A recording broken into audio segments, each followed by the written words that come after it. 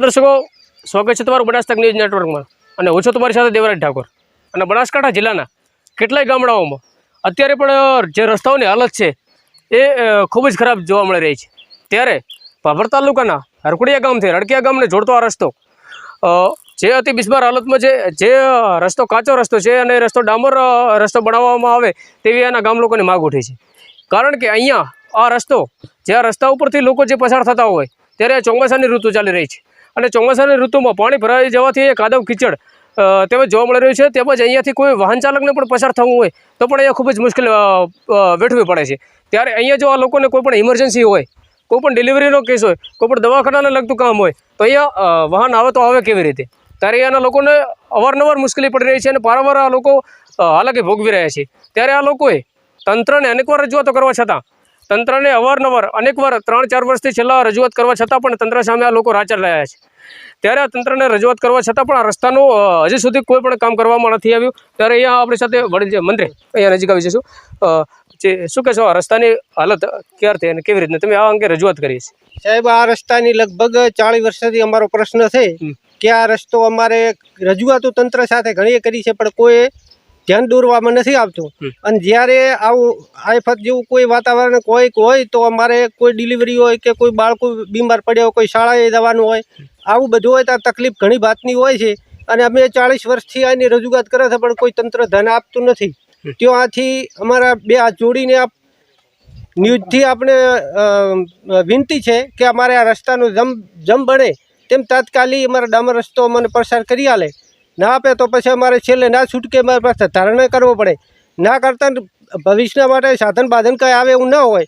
અને જો કોઈ અકસ્માત કે કોઈ એવું ઇમરજન્સી કે ડિલિવરી કંઈ એવું હોય તો લઈ જવું હોય કઈ રીતે અમે ભાભર પહોંચી શકીએ.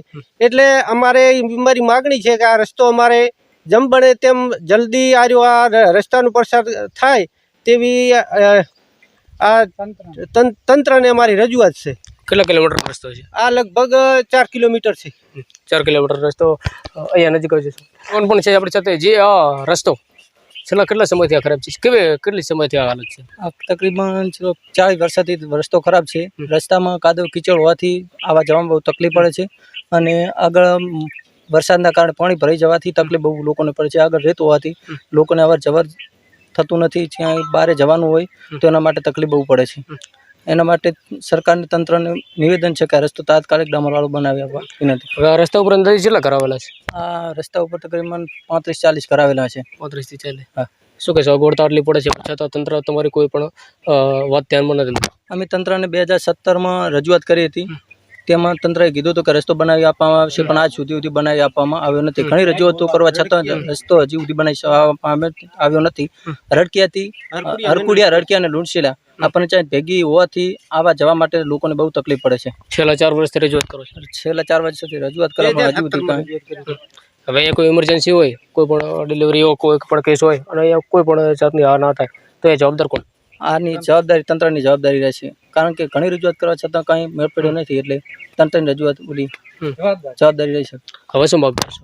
હવે તંત્રને એટલી રજૂઆત છે કે અમારે તાત્કાલિક આ જે ડામરવાળો રસ્તો બનાવી આપવા વિનંતી. હવે જો આ રસ્તો હજી પણ તંત્ર કોઈ તમારી વાત ના ધરે તો તમે શું કરશો? તંત્ર આની કોઈ વાત ના માને તો અમારે ધરણા કરવા પડશે અને બીજું કાં આંદોલન કોઈ થઈ શકે તો કરી શકે. કેટલું થાય આ રસ્તા ઉપર તો ખાસ કરીને બધા ખેડૂતો જ આવેલા છે માર્ગમાંથી. 4 દેસાઈ નરસિંહભાઈ બાબુભાઈ. તો રસ્તો કયા ગામથી કયા ગામ જોડતો રસ્તો? રડકીયાથી હરકુડિયા રસ્તો આવર જવા માટે બહુ તકલીફ પડે છે. નાના બાળાઓને, વિદ્યાર્થીઓને અને બધાને. બરાબર. કેટલા કિલોમીટર રસ્તો છે? 4 કિલોમીટર રસ્તો છે. હવે કોઈ ઇમરજન્સી હોય તો? ઇમરજન્સી હોય તો ઉપાડીને લઈ દો ભલે, ના કોઈ સગવડ સાધનની થાય એવી નથી. ઝાડે ઝોંખરેથી રસ્તો ફીટ થઈ ગયો છે. ખાડા ખાબોચિયા ચોમાસાના ભરેલા રહેશે એટલે આવવા માટે બહુ તકલીફ છે, કોઈ હદ વગર નહીં. વિદ્યાર્થીઓને પણ આ રસ્તે નીકળવું પડતું? વિદ્યાર્થીઓને એના માવતર તેડીને લઈ જાય ભલે, ને આમાં જાય ચોમાસામાં અંગે રજૂઆત કરી? હવે આગળ રજૂઆત કરેલ છે. 40 વર્ષથી રસ્તો હારે એમનો એમ બિન હાલતમાં પડ્યો છે. કોઈ તંત્ર હજી સુધી એની કોઈ કાર્યવાહી કરી નથી. શું કહેશો? હજી આગામી સમયમાં કાર્યવાહી ના કરવામાં રસ્તાની તો જેટલા વખત તો મુલાકાતે કરી, ધારાસભ્યને જાણ કરી, શેઠ જેટલા મને આવડતી એટલા સુધી જાણ કરી પણ રસ્તાનો કોઈ ઉકેલ આવતો જ નથી. કોઈની હજુ કાંઈ ધ્યાન દોર્યું જ નથી કે હરકુડિયા રસ્તે 4 કિલોમીટરમાં આટલા ખેડૂતો આવે અને કેટલી તકલીફ પડતી હશે. અને આમ તો નિસળીથી હરકુડિયા સુધી એકબીજાને જોઈન્ટ થયો રસ્તો છે અને 4 કિલોમીટરમાં હાવ ઝાડા જોખરા તમે જોઈ જુઓ મળી જાય કોઈ સાધન આવતું જ નથી એમ. સાધન જ ના કોઈ.